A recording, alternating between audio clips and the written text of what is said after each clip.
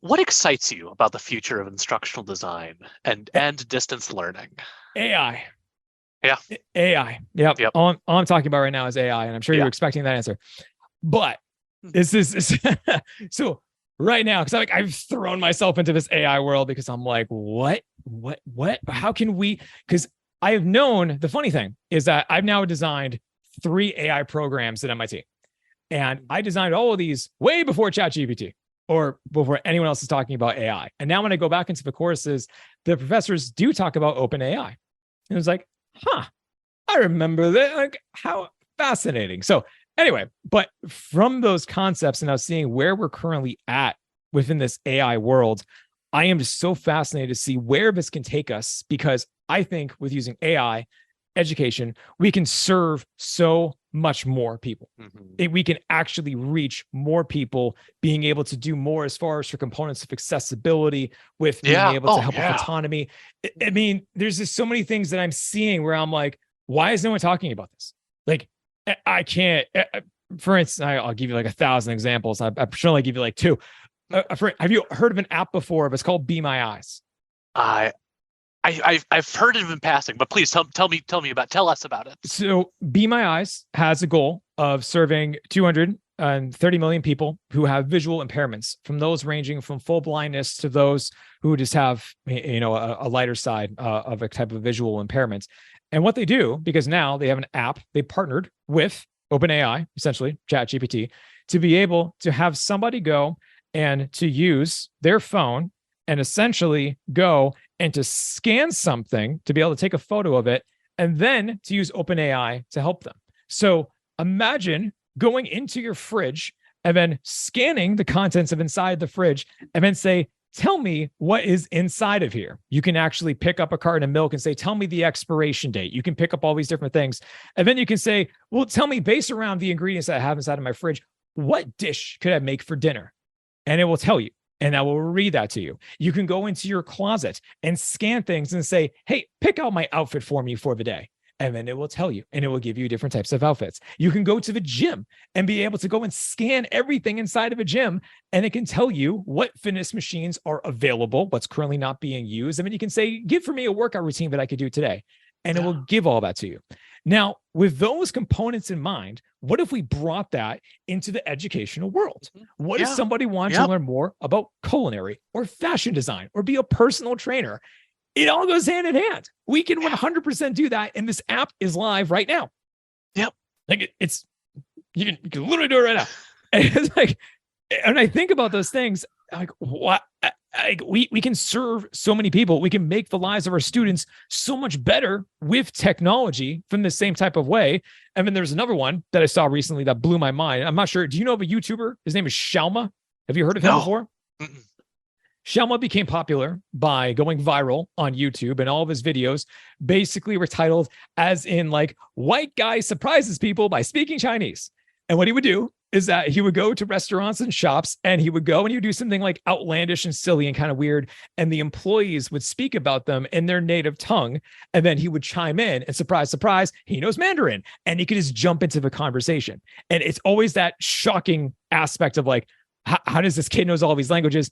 What are you talking? And come to find out, he lived in Beijing. He studies languages for fun. Like, he's like a super genius when it comes to learning languages. So he started to be able to develop his own AI language tutor, so that way you can go and you can talk to essentially AI, and then it can give you guidance and feedback and allow you to practice. Because the most difficult thing about learning a language, as someone who has tried to learn Japanese 3 times and has failed miserably 3 times, is that it sucks to practice. It's hard. You don't know if you're right or wrong. So you need to be able to feel comfortable and vulnerable by making mistakes in front of another human being who's just like, you did not get that right.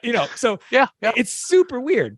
So instead, what if you went to a class and able to learn about a language, and then when the teacher said, great, now go practice with your AI, and you go back home and you practice every single night, and it's able to help to give you in-time real feedback about the time you go back to the class. Now you actually know how to say these phrases. I mean, that's game changing. And then we can take that concept and then we can bring that over into different things as far as for helping students with public speaking, debate, communications, interviewing. And once again, this is happening right now. Like it's in the prototype stage. I signed up for the mailing list. I can't wait.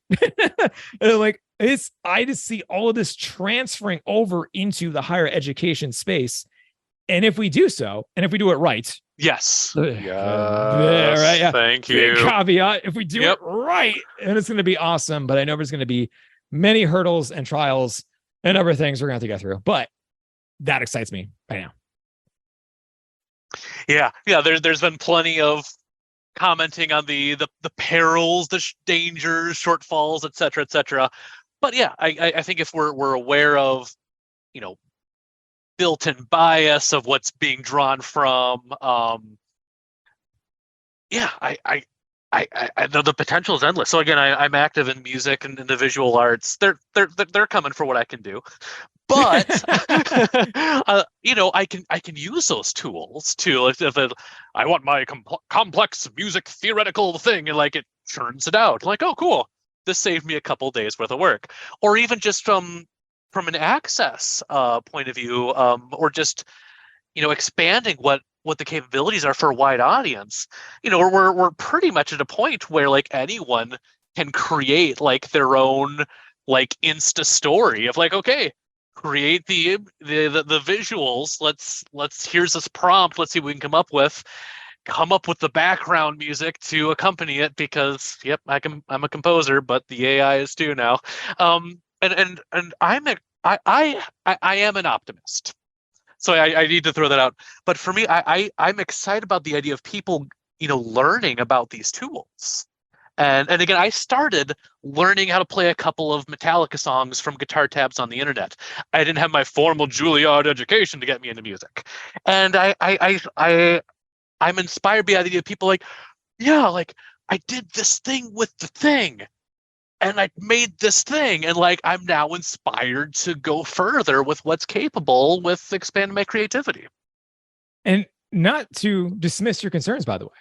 No, like, even though I am, as you can tell, I am very excited about this. I'm super like, oh my, I can't wait to talk more about this. At the same time, though, as you mentioned, I am an early embracer of technology. Oh, so yeah. I will throw myself into things I will learn, but I do not want to push aside the fact, but there are concerns. There are certainly things where I'm like, that's not great. Talking about from an ethical perspective, a privacy concern, plagiarism. I understand those are there. You can't just say that it's perfect. It's not. It's not. So we have to acknowledge that. And the thing that I am, I guess concerned is going to be the right answer. Sure, word. Yeah, sure. Concerned is that there needs to be regulations of these things. Yes. Who is the correct body to do that? I don't know. I think it should be the nerds, personally. I trust the nerds. I trust the nerds to do that way more than I trust Congress. I don't trust our government to do anything with technology. They don't know how it works. They've never taken anything pertaining to AI. All they're going to hear is about how evil it is, and it's a demon, and it's weaponized, and it's this. So our government is going to fail us miserably.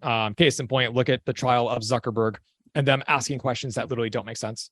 It was impossible for him to answer because they did not ask questions that actually made sense, which is great. So can't wait for that to be able to figure that out. So it concerns me that there's no regulations, but it also concerns me more of knowing that I don't trust anybody of committee or whoever right now to be able to say that like, yes, we should do this, or no, we shouldn't. Because even the group with Musk and Cook and all of them saying we need to pause the efforts for AI because of how it's moving too fast and it's going to replace people and everything else. And what that's basically saying is that they're like, hey, our new AI thing hasn't launched yet, so give us time by pushing pause. And it's like, yeah, okay, because I really trust you guys to do.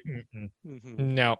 So, and I'm sure some people have good intentions in that group who signed that petition. I'm positive about it, but also I just don't trust people with this at the moment. So, yeah. So, well, I will say, Luke, thank you in advance for being one of those early adopters who's excited about the vast potential, while recognizing that there are concerns.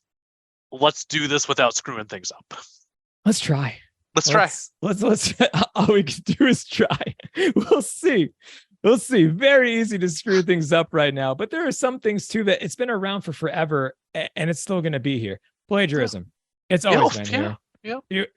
Just because if we hypothetically solve a problem of AI and plagiarism does not now mean though that Course Hero is shut down and that they're not going to go and copy their homework from another buddy, and that it's like that's always been there. It will always be there. And there are some things too that like I'm surprised people have yet to do with plagiarism. Like Fiverr and Upwork is right there. You want to pay someone to do your work, you can literally hire somebody. I mean, it's just like, so we need to also advance with technology enough to be able to detect these things. We're like, Turnitin did that. But when Course Hero came about, Turnitin came, and all of a sudden it was just like, everyone's like, aha, this is the service. It's going to fix that. Zero GPT is out there. It's not perfect though. And I've broken it many a times where it's just like, that was you. And I'm like, no, I clearly stole that from Google Bard, but sure. So it's not there yet. I'm hopeful. I'm optimistic, but I'm also very acutely aware of what's out there and about that other side of the house. So yeah. It's exciting to see where things go. Because it's going to move. I say this saying that it's going to move quick, and it's going to move even faster than I can comprehend. So it's exciting, but fascinating times to be alive. It is. Yeah. Join us for our conclusion as Luke and Rich geek out on video games and music.